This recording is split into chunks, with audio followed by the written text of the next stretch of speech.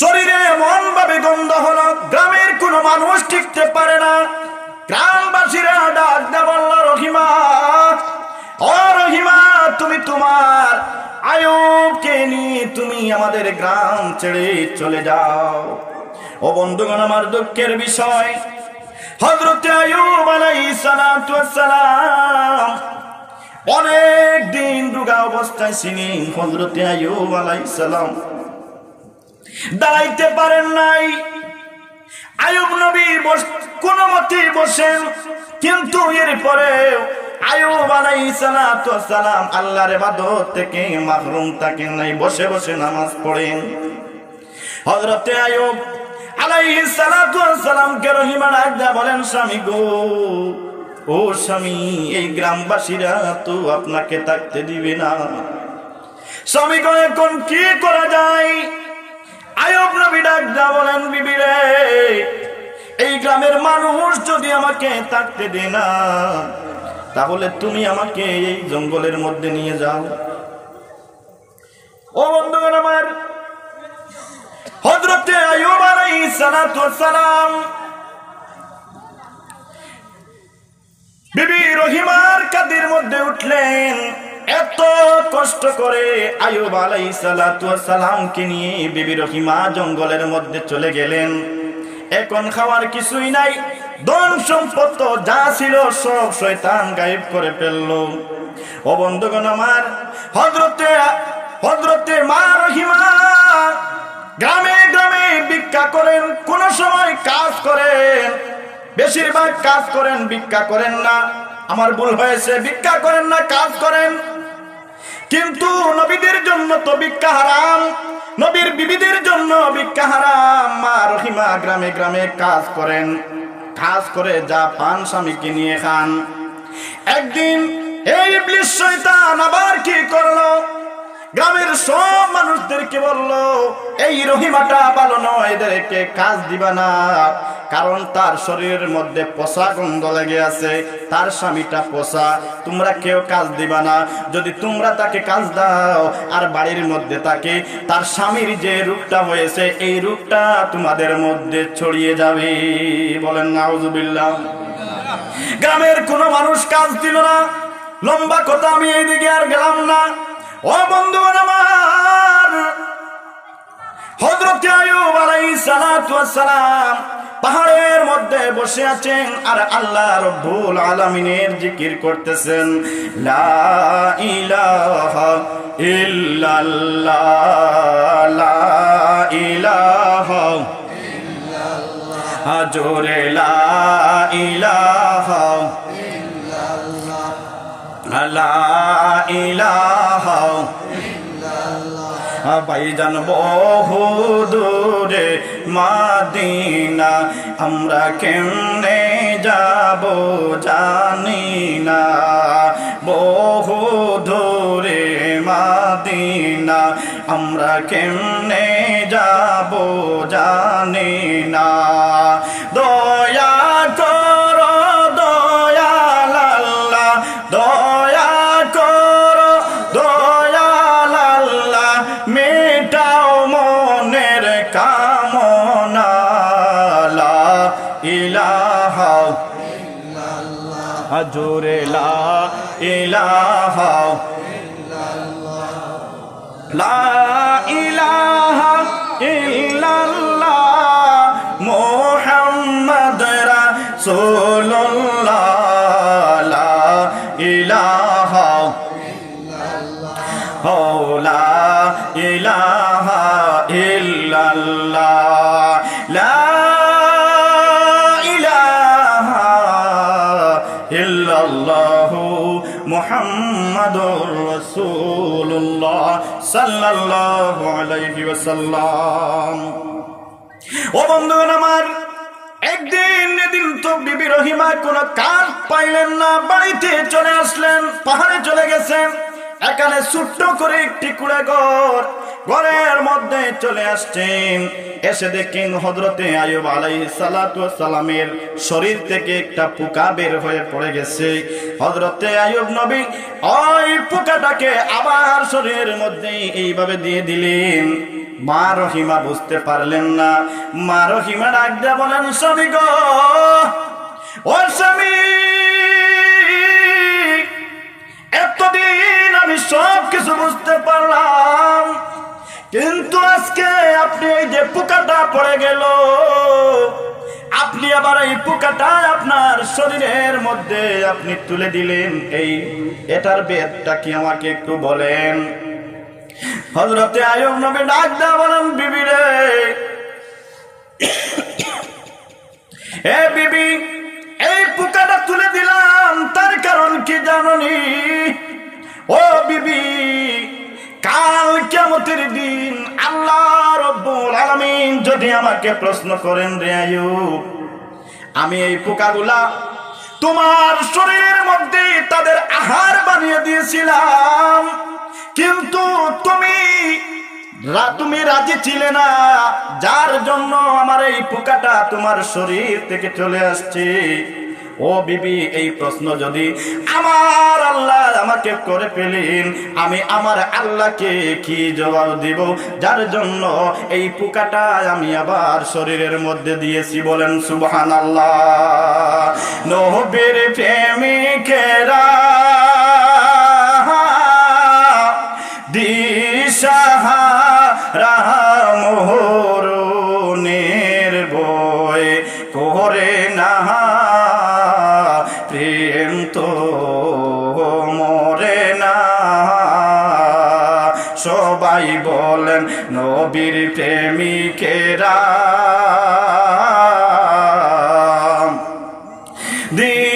দিশাহারা মোহরনের বয় করে না, প্রেম তো মরে না। ওরে প্রেম কইরাছেন আইয়ুব নবী, যার প্রেমের হিমা বিবি গো, ওরে ছয়জন বিবি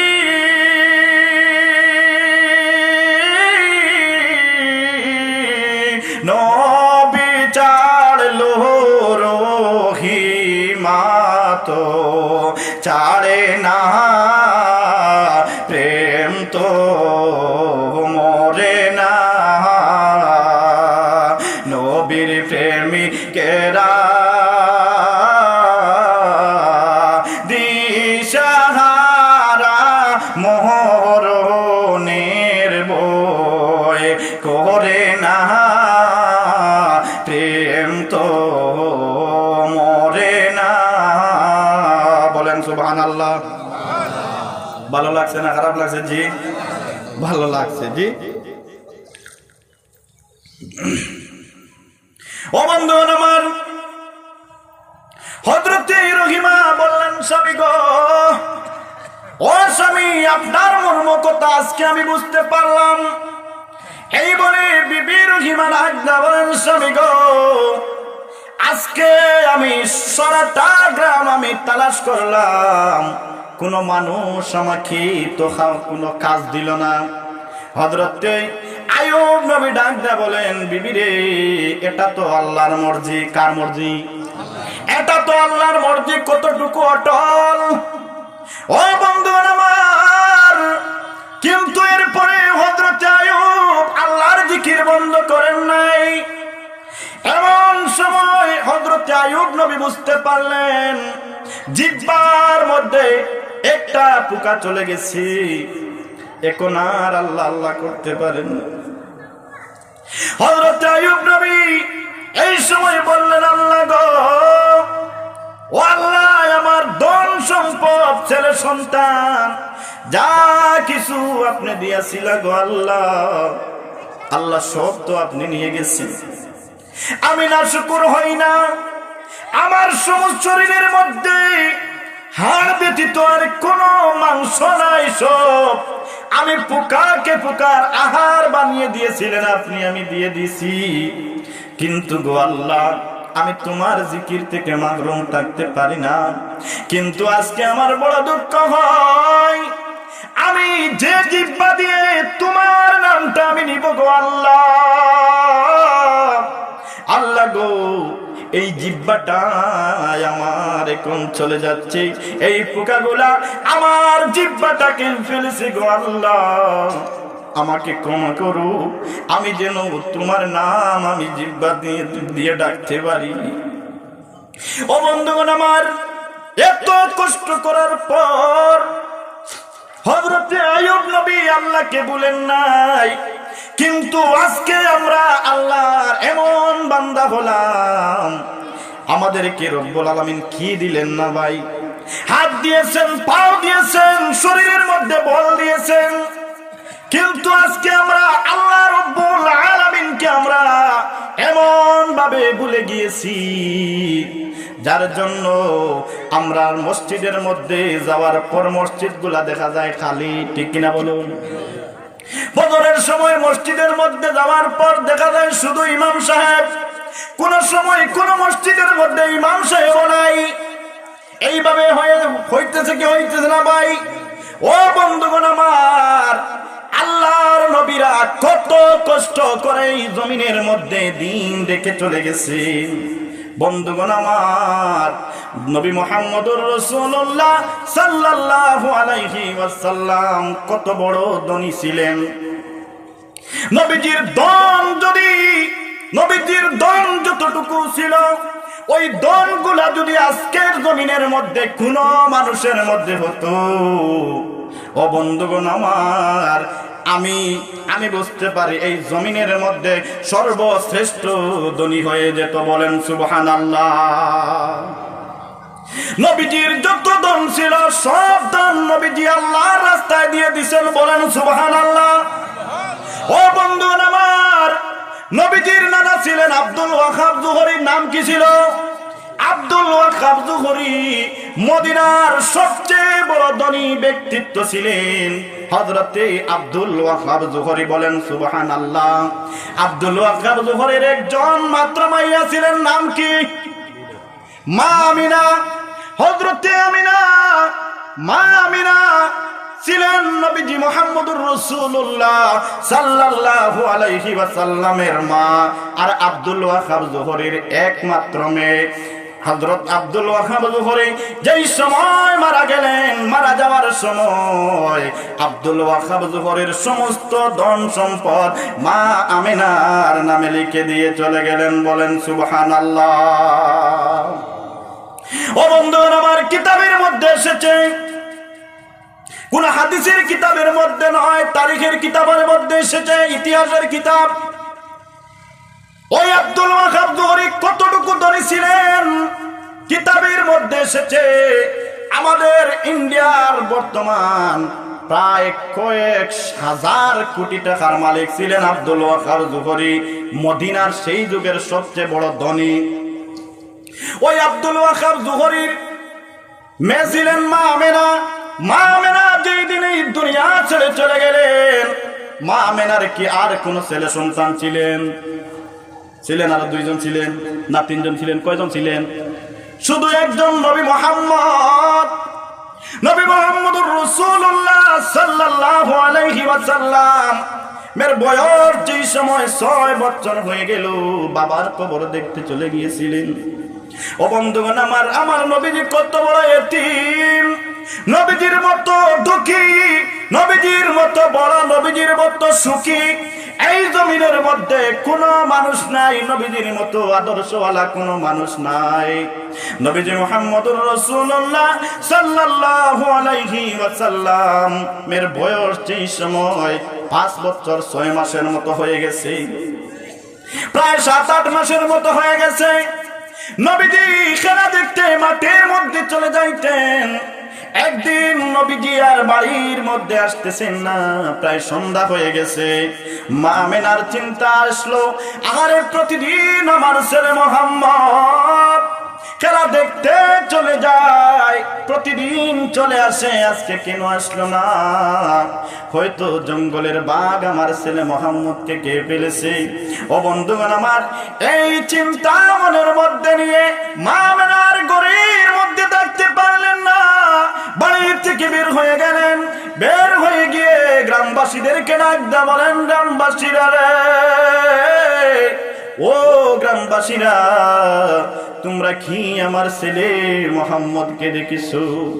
কোন মানুষ মুহাম্মদের কথা বলেন নাই, নবীজির কথা বলেন নাই। একজন ব্যক্তি ডাক দা বলেন, আমিনা গো, ও আমিনা, তোমার ছেলে মুহাম্মদকে আমি খেলার মাঠের মধ্যে দেখেছি। আমি অনেকবার বলেছি তোমার ছেলে মুহাম্মদ আসতে চাই না। যাও যাও, তুমি ওই খেলার মাঠের মধ্যে চলে যাও, গিয়ে তুমি তোমার ছেলে মুহাম্মদকে পাইবা।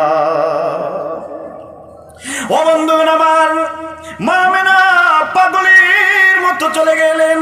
গিয়ে দেখেন নবীজি মুহাম্মদুর রাসূলুল্লাহ সাল্লাল্লাহু আলাইহি ওয়াসাল্লাম বসে বসে কাঁদতেছেন। মা আমিনা ডাক দিয়ে বলেন, বাবা মুহাম্মদ রে, ও মুহাম্মদ, তুমি আজকে বাড়ির মধ্যে কেন যাও না বাবা? বাবা রে, এ বাবা, তোমার কি হয়েছে? তোমাকে কে মেরেছে? তুমি কান্দো। নবীজি ডাক দেয়া বলেন, মা গো, ও মা, আমাকে কেউ মারে না গো মা, কেউ আমাকে গালি দে না। মা মেরে ডাক দেয়া বলেন, বাবা রে, কেন তুমি কাঁদো? ও বাবা, কেন তুমি কাঁদো? কেন তুমি কাঁদো? নবীজি ডাক দেয়া বলেন, মা গো, ও মা, আমি কাঁদি, আমার মনে বড় দুঃখ গো মা। ও মা, 4 বছর বয়স থেকে আমি এখানের মধ্যে খেলা দেখতে আসি। ও মা, আমার সঙ্গে অনেক ভাই বোনেরা আসে খেলা দেখতে গো। ও মা, তাদের বাবা নিয়ে আসি, আবার খেলার সময় চলে যায়, তাদের বাবা হাতের মধ্যে বিস্কুট নিয়ে আসে, ফল নিয়ে আসে, কেউ আঙ্গুর নিয়ে আসে, কেউ খাজুর নিয়ে আসে। ও মা, এসে তাদের হাতের মধ্যে দে, কুলের মধ্যে নে, কপালের মধ্যে চুমায় গো মা। ও মা, আমার বড় দুঃখ হয়। ও মা, আজকে প্রায় 2 বছরের মতো হয়ে গেল। ও মা, আমার বাবা কি আসে না গো? আমার বাবা কোথায় চলে গেছে? আমার বড় শখ হয়, আমার বাবা যদি একটা বার আমাকে কুলের মধ্যে নিত গো মা। ও মা, আমার বাবা কই? আমাকে বলো, আমার বাবা কই? আমার বাবা কোথায় চলে গেছে? ও বন্ধুগণ, যাদের বাবা দুনিয়া থেকে বিদায় হয়ে গেছেন তারা বাবার কদর বুঝবেন। যাদের মা দুনিয়ায় নাই তারা মায়ের কদর বুঝে, মায়ের ব্যথা বুঝে। নবীজি মুহাম্মদুর রাসূলুল্লাহ সাল্লাল্লাহু আলাইহি ওয়াসাল্লাম কাঁদতেছেন আর বলতেছেন, মা গো, আমার বাবা কই? আমার বাবা কই? মা মেরা ডাক দা বলেন, বাবা মুহাম্মদ, ও বাবা মুহাম্মদ, আর পুরানা আগুন জ্বালাইস না মুহাম্মদ রে। ও বাবা মুহাম্মদ, এই আগুনটা বাবা আমার আর কলিজায় আর জ্বালাইস না।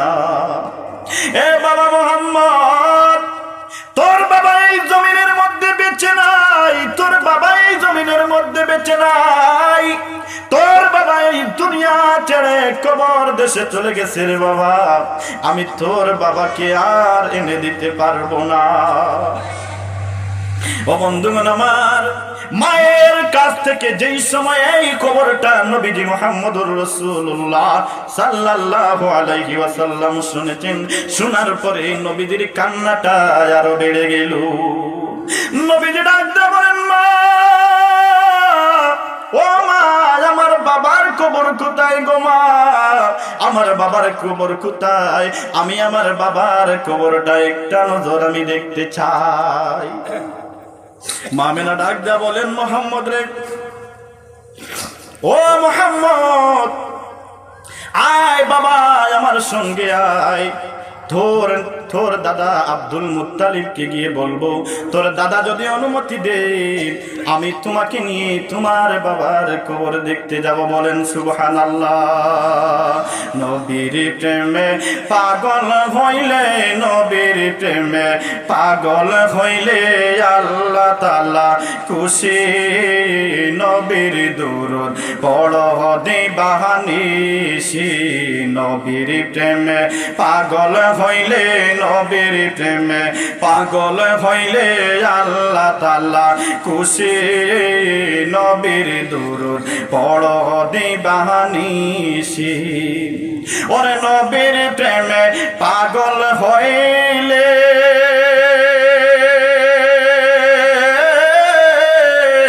আল্লাহ তাআলার দিদার মিলে।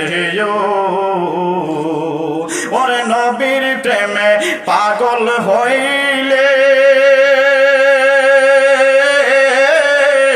আল্লাহ তাআলার দিদার মিলে। ওরে ডাকো যদি জজবা খালে, ডাকো যদি জজবা খালে, বাজাও প্রেমের বাঁশি। নবীর দুরূদ পড়ো দিবানিশি। নবীর প্রেমে পাগল হইলে, নবীর প্রেমে পাগল হইলে আল্লাহ তাআলা খুশি। নবীর দুরূদ পড়ো দিবানিশি। ও বন্ধুগণ আমার, নবীজি মুহাম্মদুর রাসূলুল্লাহ সাল্লাল্লাহু আলাইহি ওয়াসাল্লামের দন, আমি এই বিষয়ের মধ্যে ছিলাম নবীজির দন কতটুকু ছিলেন। বাবার কবর দেখতে গেলেন, শর্ট করে বলছি, বাবার কবর দেখে আসার পথে মা আমিনা দুনিয়া থেকে বিদায় হয়ে গেলেন। মাকামে আবওয়ার মধ্যে যেই সময় বাবার কবর দেখে আসতেছেন, মাকামে আবওয়া নামক একটা জায়গা, এই জায়গার মধ্যে আসার পর মা আমিনা ডাকতে বলেন, বাবা মুহাম্মদ, আমার শরীরের মধ্যে এমন ভাবে ব্যথা করতেছে। সঙ্গে ছিলেন উম্মে আইমান, দাসী ছিলেন, মা আমিনার দাসী উম্মে আইমান ছিলেন। উম্মে আইমানকে ডাকতে বলেন, উম্মে আইমান, হে বোন, আমার মনের মধ্যে হয় আমি বাড়িতে ফিরতে পারবো না রে বোন, কারণ আমার হাত পা সব কিছু অবশ হয়ে গেছি। বললেন, রে উম্মে আইমান, ওটা কানের মধ্যে তামাও। এই ওটা কানের মধ্যে তামানো হলো। ও বন্ধু আমার, নবীজি মুহাম্মদুর রাসূলুল্লাহ সাল্লাল্লাহু আলাইহি ওয়াসাল্লাম কতটুকু দুঃখী ছিলেন, কত বড় দুঃখী মানুষ ছিলেন। কিন্তু আমরা এই জমিনের মধ্যে এত সুখ যার জন্য আমরা ইসলাম বুঝি না, ঠিক কিনা বলুন? কারণ এই ইসলামটা পেয়েছি, আমার দাদা ছিলেন মুসলমান, আমার লাক্ষর দাদা ছিলেন মুসলমান, পরি দাদা ছিলেন মুসলমান, ঠিক কিনা? আমার বাবা মুসলমান, আমি মুসলমানের ঘরের মুসলমান, ঠিক কিনা? যার কারণে আমরা ইসলামকে বুঝি না। যদি আমরা নবীজির মতো, আইয়ুব নবীর মতো, সাহাবীদের মতো যদি এই এত কষ্ট করে যদি ইসলামটা যদি আমরা পেতাম, তাহলে এই ইসলামের মর্যাদা আমরা দিতে জানতাম, ঠিক কিনা? বাবার ধনের কোনো দাম থাকে না, ঠিক কিনা বলুন? বাবার যদি হোটেল ধন সম্পত্তি থাকে, ছেলে এক পয়সারও দাম দেয় না। কিন্তু ছেলে তার হাত দিয়ে, তার শ্রম দিয়ে যদি 100 টাকা কামাই করে, এই 100 টাকার দাম তার কাছে অনেক বেশি থাকে। আমি ভুল বলেছি? ও বন্ধু আমার, মা মেরা ডাকতে বলেন, মুহাম্মদ, হে উম্মে আইমান, আমি হয়তো আর বেঁচে থাকতে পারবো না। আমার শরীরের মধ্যে প্রচন্ড জ্বর। ও বন্ধুগণ আমার, মরুভূমির মধ্যে কোনো মানুষ নাই, এমন পানির পিপাসায় ধরলো। নবী মুহাম্মদুর রাসূলুল্লাহ সাল্লাল্লাহু আলাইহি ওয়াসাল্লামকে মা ফাতেমা ডাকতে বলেন, বাবারে, আমার বড় পানির পিপাসায় পেয়েছে। ও বন্ধুগণ আমার, কোথায় থেকে নবীজি চলে গেলেন, ছোট্ট বাচ্চা 6 বছর মাত্র বয়স, কোথায় থেকে পানি নিয়ে আসলেন, মরুভূমির কোথায় পানি পেলেন আল্লাহ জানেন। পানি এনে মা আমেনার মুখের মধ্যে দিলেন। পানিকে ডাক দিয়ে বলেন, মুহাম্মদ রে, ও বাবা আমার বুকের মধ্যে আয়। বাবা রে, বাবার কবর দেখতে এসেছিলি, হয়তো এখন তোর মাকেও হারাইয়া ফেলবি। আয় বাবা কুলের মধ্যে আয়, কুলে আয় বাবা, কুলে আয়। নবীজি ডাক দিয়া বলেন, মা গো, ও মা, এমন কথা আমাকে শোনাইবেন না গো মা। ও মা, আমি সইতে পারি না, আমি বাবার ব্যথা সইতে পারি না। ও মা, এই মুহূর্তে যদি আপনিও চলে যান, আমার জমিনের মধ্যে আপনজন বলতে তো আর কেউ থাকবে না গো মা, আপনজন বলতে তো আর কেউ থাকবে না। ও বন্ধুগণ আমার, হযরতে মা আমেনা নবীজি মুহাম্মদুর রাসূলুল্লাহ সাল্লাল্লাহু আলাইহি ওয়াসাল্লামকে জড়িয়ে ধরে কেঁদে কেঁদে কলেমা পড়ে মা আমেনা দুনিয়া থেকে বিদায় হয়ে গেলেন। ও বন্ধুগণ আমার, নবীজি মুহাম্মদুর রাসূলুল্লাহ সাল্লাল্লাহু আলাইহি ওয়াসাল্লাম হাউমাউ করে কাঁদতে লাগলেন আর বললেন, উম্মে আয়মান, হে উম্মে আয়মান রে, এই জমিনের মধ্যে তো আমার আপনজন বলতে আর কেউ থাকলো না। এই সময় মা আমেনা ডাক দিয়া বলেন, উম্মে আয়মান, এই নেই আমার আলমিরার চাবি, নেই আমার ছেলে মুহাম্মদকে, আমার বাবার ধন সম্পদের যত কাগজ আমার বাবা মুহাম্মদকে তুই দিয়ে দিস। বলেন সুবহানাল্লাহ। ও বন্ধুগণ আমার, এইদিকে নানার সমস্ত ধন পেলেন। মা খাদিজা অনেক ধন সম্পদের মালিক ছিলেন। মা খাদিজার সমস্ত ধন নবীজিকে দিয়েছিলেন। হযরতে মুহাম্মদুর রাসূলুল্লাহ সাল্লাল্লাহু আলাইহি ওয়াসাল্লামের দাদা ছিলেন আব্দুল মুত্তালিব। আব্দুল মুত্তালিব মক্কার শ্রেষ্ঠ একজন ধনী ছিলেন। বলেন সুবহানাল্লাহ। আব্দুল মুত্তালিব মারা যাওয়ার সময় অর্ধেক সম্পদ নবী মুহাম্মদুর রাসূলুল্লাহ সাল্লাল্লাহু আলাইহি ওয়াসাল্লামের নামে লিখে দিয়ে চলে গেলেন। বলেন সুবহানাল্লাহ। আব্দুল মুত্তালিব কতটুকু ধনী ছিলেন, যেই সময় মা আমেনার আর আব্দুল্লাহর বিবাহ হলো, মদিনার মধ্যে পথ ভুল করে গিয়েছিলেন। এই সময় প্রায় 250 কোটি টাকা, ইন্ডিয়ান প্রায় 250 কোটি টাকা আব্দুল মুত্তালিবের সঙ্গে ছিল। এত বড় একজন ধনী ছিলেন। বলেন সুবহানাল্লাহ। এত বড় ধনী একজন মানুষের অর্ধেক সম্পদ পেলেন। তাইলে কয়জনের সম্পদ পেলেন? 3 জনের। নানার সম্পদ আর মা খাদিজার সম্পদ। খাদিজাও ছিলেন একজন খুব ধনী ব্যক্তি ছিলেন, ধনী মানুষ ছিলেন। হযরত খাদিজাকে বিবাহ করার সময় নবীজি ছিলেন ম্যানেজার। কি ছিলেন? খাদিজার ম্যানেজার ছিলেন। নবীজির আদর্শ দেখে খাদিজা ডাক দিয়া বলেন, খাদিজার একজন বান্ধবী ছিল, তার নাম ছিল নাফিজা।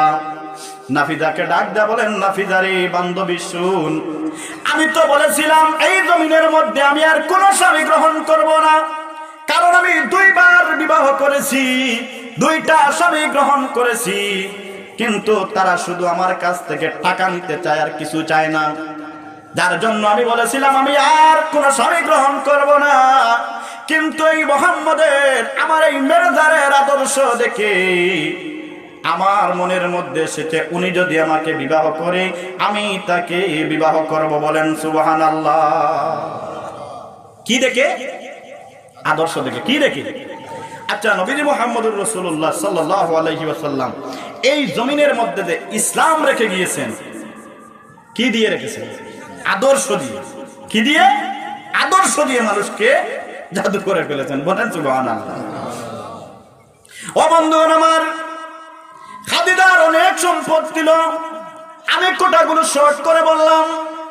খাদিজার গোষ্ঠীর লোকেরা ডাক দা বলেন, খাদিজা, এ খাদিজা, তুমি নাকি পাগল হয়ে গেছো, তুমি নাকি পাগল হয়ে গেছো রে খাদিজা, কারণ এই মুহাম্মদের তো কিছুই নাই, কেন তুমি এই মুহাম্মদকে বিবাহ করবা?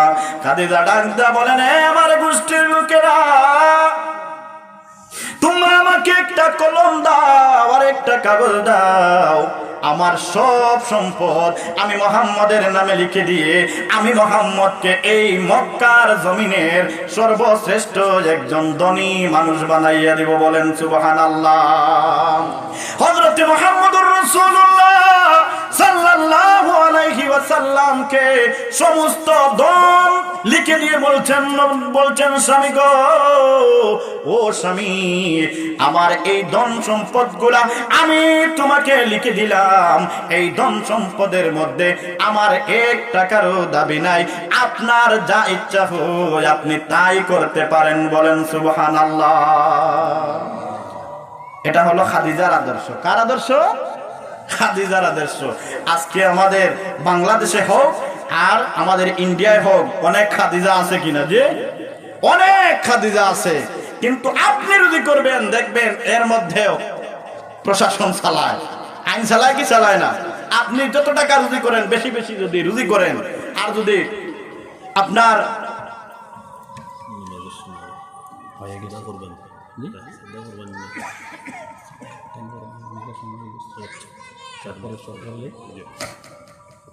ও বন্ধুগণ আমার, আজকের এই যুগের মধ্যে অনেক মহিলারা আছে, অনেক খাদিজা নামের মহিলারা আছে, কিন্তু তাদের আদর্শ আর ওই যুগের নবীজির বিবি খাদিজার আদর্শ দেখলে দেখা যায় আসমানি আর জমিনের যতটুকু ব্যবধান এর থেকেও আরো বেশি ব্যবধান হয়ে গেছে। ঠিক কিনা বলুন বন্ধুগণ? আযানের সময় হয়ে গেছে। আপনারা তো সবাই আমাকে আগে অনেকবার দেখেছেন। জি জি না জি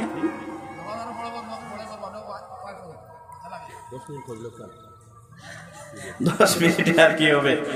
আচ্ছা আচ্ছা, দেখেন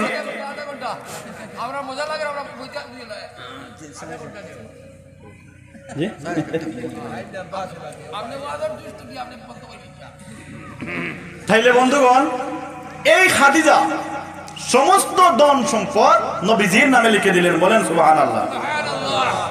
ও বন্ধুগণ আমার, খাদিজা বললেন নবী গো, এই ধনের মধ্যে আমার 1 বিন্দু পরিমাণ আমার কোনো দাবি নাই। ও বন্ধুগণ আমার, এইদিকে নানার ধন, এইদিকে খাদিজার ধন, এইদিকে দাদার ধন, কিন্তু বন্ধুগণ আমার সাহাবীরা বলেন নবীজি মুহাম্মদুর রাসূলুল্লাহ সাল্লাল্লাহু আলাইহি ওয়াসাল্লাম এমন একটি ঘরের মধ্যে থাকতেন, এমন একটি বিছানার মধ্যে থাকতেন। একদিন হযরতে আবু বকর নবীজির ঘরে চলে আসলেন, এসে দেখেন নবীজির পিঠের মধ্যে খেজুরের ডালের চিন বসে গেছে। আবু বকর বড় দুঃখ প্রকাশ করলেন, বললেন নবী গো, আপনি তো এত গরিব ছিলেন না গো নবী। ও নবী, আপনি এই দুজাহানের বাচ্চা হয়ে আপনি কুড়ে ঘরের মধ্যে খেজুরের পাতার মধ্যে আপনি শুন। ও নবী, খেজুরের পাতার একটি বালিশের মধ্যে নবীজি শুইতেন। বলেন সুবহানাল্লাহ। ও বন্ধুগণ আমার, সাহাবীকে ডাক দেয়া বলেন আবু বকর, ও আবু বকর বলো তো কি করব, কারণ আমি আমার উম্মতের মায়া বলতে পারি না, আমার উম্মতের মায়া আমি বলতে পারি না। ও বন্ধুগণ আমার, এতটুকু ধন টাকা সত্ত্বেও নবীজি কেন খেজুরের পাতার মধ্যে শুইলেন? নবীজি মুহাম্মদুর রাসূলুল্লাহ সাল্লাল্লাহু আলাইহি ওয়াসাল্লাম 3 জনের ধন প্রায় অর্ধেই আরব দেশের মধ্যে সর্বশ্রেষ্ঠ ধনী, আজকের যুগে পৃথিবীর মধ্যে সবচেয়ে বড় ধনী হয়ে যেতেন, কিন্তু সমস্ত ধন নবীজি মুহাম্মদুর রাসূলুল্লাহ আল্লাহর রাস্তায় দিয়ে দিলেন। বলেন সুবহানাল্লাহ। ও বন্ধুগণ আমার, সমস্ত ধন আল্লাহর রাস্তায় ব্যয় করে দিলেন। নবীজি মুহাম্মদুর রাসূলুল্লাহ গারে হিরার মধ্যে থাকতেন যেই সময় 39 বছর 6 মাস, কয় মাস? 39 বছর 6 মাস হয়ে গেছে। নবীজির মনের দিকটা পাল্টে গেল। নবীজি এখন আর বাড়ির মধ্যে থাকতে চান না, গারে হেরার মধ্যে চলে যান। ও বন্ধুগণ আমার, এই সময় খাদিজার বয়স কিন্তু অনেক হয়ে গেছে, প্রায় 65 বছরের মতো হয়ে গেছে। হযরতে খাদিজা রাদিয়াল্লাহু তাআলা আনহা নবীজির জন্য গারে হেরার মধ্যে খানা নিয়ে যেতেন। একদিন নবীজিকে কে যেন আসমান থেকে ইয়া মুহাম্মদ, ইয়া মুহাম্মদ, ইয়া মুহাম্মদ বলে ডাকে। নবীজি ভয় পেয়ে গেলেন, কোনদিন এরকম ডাক আমি শুনি না, এরকম ডাক শুনি না। আজকে কে আমাকে আসমান থেকে ডাকে? নবীজি ভয় পেয়ে গেলেন, বাড়ির মধ্যে চলে আসলেন। এসে ডাক দিয়া বলেন, খাদিজা রে, ও খাদিজা, আজকে আমাকে আসমান থেকে কে ইয়া মুহাম্মদ, ইয়া মুহাম্মদ, ইয়া মুহাম্মদ বলে ডাকলো। ও খাদিজা, আমার বড় ভয় হয়তো আমি কোন দানবের পাঞ্জার মধ্যে পড়ে গেছি, আমাকে এই দানব হয়তো ধ্বংস করে দিবি। ও বন্ধুগণ আমার, সেই দিন খাদিজা ডাক দিয়া বলেছিলেন, ও স্বামী, আমি আল্লাহর কসম করে বলতে পারি, আপনাকে কোন সময় আল্লাহ আপনাকে ধ্বংস করবেন না।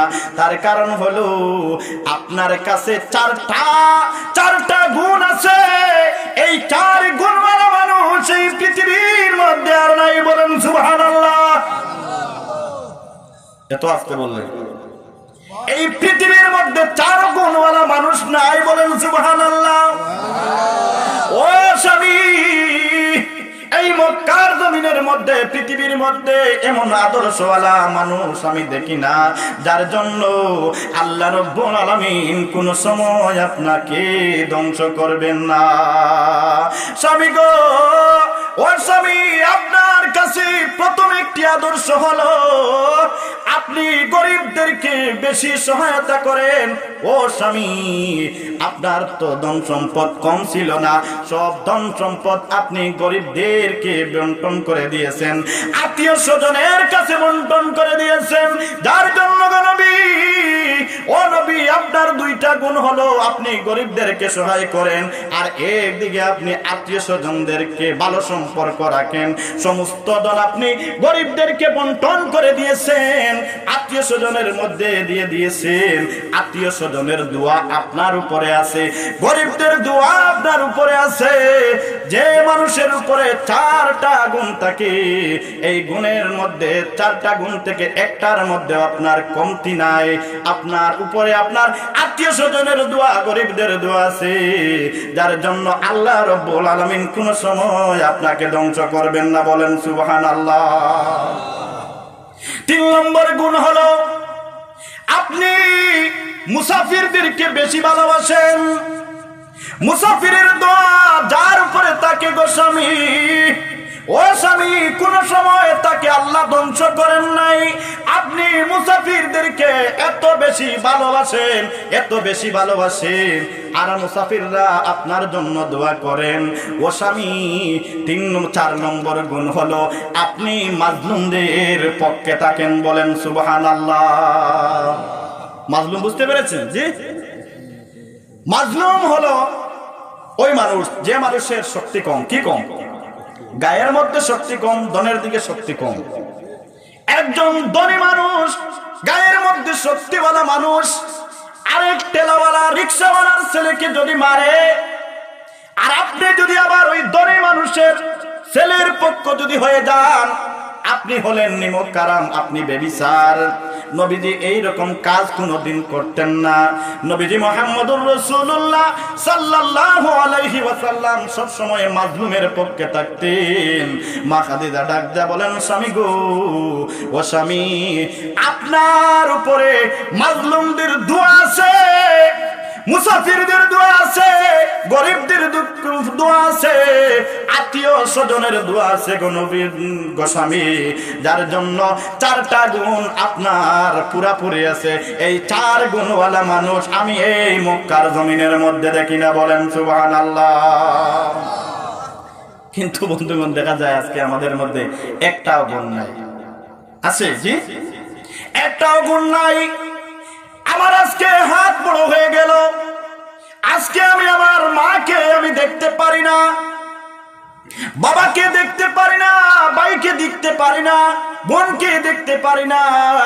কিন্তু বন্ধুগণ, আমার মা বাপের ব্যাপারে আল্লাহ রাব্বুল আলামিন কোরআনে কারিমের মধ্যে বলে দিয়েছেন, ওয়াবুদুল্লাহ ওয়ালা তুশরিকু বিহি শাইআন ওয়া বিল ওয়ালিদাইনি ইহসানা। বলেন সুবহানাল্লাহ। ও বন্ধুরা আমার, আল্লাহ রাব্বুল আলামিন এই জমিনের মধ্যে শুধু কি এমনি আমাদেরকে পাঠিয়েছেন? এমনি পাঠিয়েছেন?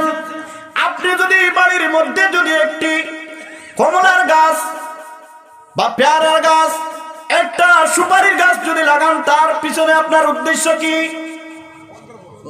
ফল ধরবে। এই ফলগুলা কি আসমানের মধ্যে দিয়ে দিবেন না নদীর মধ্যে ভাসিয়ে দিবেন? কি করবেন? হয়তো বাজারের মধ্যে বিক্রি করবেন, না হয় আপনার পেট ভরবেন, ঠিক কিনা? ও বন্ধুগণ আমার, আল্লাহ রাব্বুল আলামিন আমাদেরকে এই জমিনের মধ্যে প্রেরণ করেছেন, আল্লাহর তো একটা উদ্দেশ্য আছে কি না? একটা উদ্দেশ্য আছে। আল্লাহ রাব্বুল আলামিন কোরআনে কারিমের মধ্যে বলেন, ওয়া মা খালাকাতুল জিন্না ওয়াল ইনসা ইল্লা লিয়াবুদুন।